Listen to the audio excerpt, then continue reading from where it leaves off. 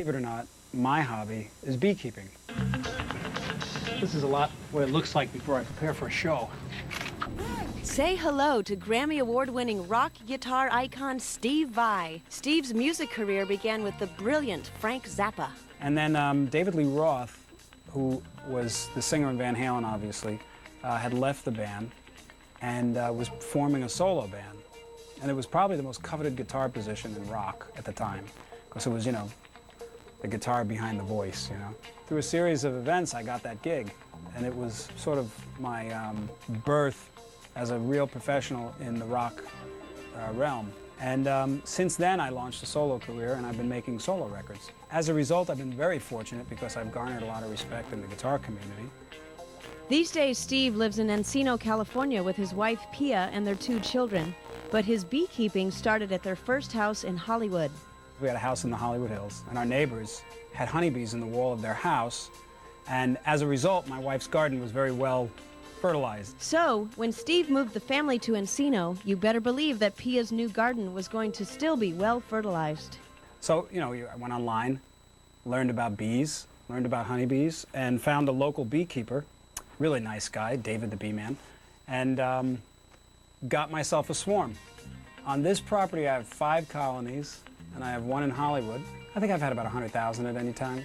With the bees, just, you know, kind of witnessing them and becoming part of their world for a little while, it's a different world. You know, a honeybee works until it dies. It never stops working. It works itself to death, you know? I can relate. Well, oddly enough, I think that honeybees are beautiful. I mean, if you actually look at them, they're all female, except for the drones, which are male, but most of the workers, all the workers are female. I don't know, there's something just engaging. They almost look like like aliens. We were lucky enough to catch Steve at his Encino, California home during one of his rare honey harvests. Well, first I take a good look at them to check to see if how they look, see if they got any mites or anything. This is a very healthy hive. This is a great hive. Good colony, good little girls. I've always wondered what beekeepers use those smoker things for. When you confuse them by smoking them, they can't really communicate, so they can't tell each other to, let's get this guy. And also, they think there's a fire, so they end up gorging themselves on honey, and then they can't bend up and sting you because they're too fat. Now, this is the brood chamber down here, this and this.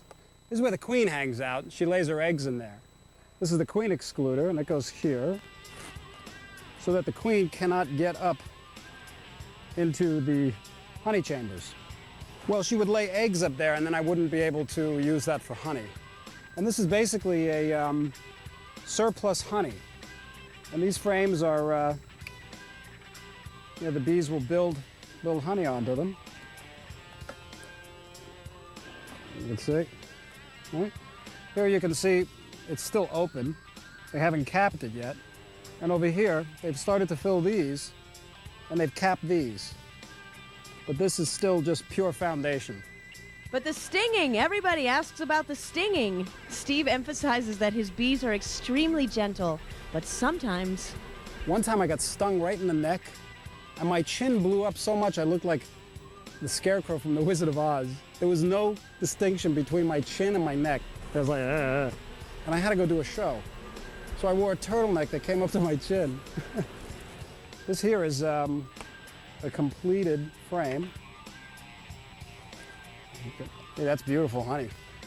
That's wildflower honey. It's because it's so clear. It's got white caps. Right? This hobby is as eclectic as the music I make. You know, if I was going to do a hobby, I didn't want to do anything too normal. Steve's got his frames, and he's heading inside for the next step in his honey harvest. Welcome back to Celebrity Hobbies. We're with rock guitar virtuoso and beekeeper Steve Vai in the midst of his sweet and sticky honey harvest. Once a year, we destroy my home by doing a honey harvest. And as you saw the hives, I go in and I take the boxes out, which are called supers, and they're filled with honey. And then we take the frames out, and we come over here to what my trusty intern, Anthony Garone, is doing right now. taking the caps off with a hot decapping knife. And I'll give you a little demonstration of that. Now that the caps are off of the honeycomb, it's put into an extractor which spins out the honey. And it creates like a centrifugal force, which has the honey flying off onto the walls. It's like a glorified washing machine for bees. It comes down into here, and then I've got a little heater on the bottom that warms it up a bit so it flows. And then the raw honey will come out here and go through its first set of strainers. And that'll strain all the big chunks out. And then once this gets filled, we take it over to the other room. Hello. This is the Vi family honey harvest. This is my son, Julian, and he loves helping out. And this is my sweet wife. Hello. The honey is put through 2 more strainers to filter out wax, and then the bottling begins. But just how much honey are we talking about anyway? We're looking at close to 1,000 pounds of honey. Last year we got 976 pounds. Bottle after bottle after bottle after bottle. When it's all said and done, and it gets bottled, and we put our little label on it, Fire Garden Honey, and we have our little sticker on the back that says, Fire Garden Honey is good, naturally made from wildflowers by Southern California honeybees and farmed by Steve and family in the Vi backyard. Fire Garden Honey is all natural with no additives or preservatives and will bring new enlightenment to your muffin. You can't buy Steve's honey at the store, though. He only gives it away to friends or auctions it off for his charity. And we've raised some money, and what I do when I raise money with it is I put it into this little nonprofit that I have called Make a Noise. One of the things that we're going to try to implement, that we've started to research, is music listening libraries in high schools. When I was at Berklee College of Music,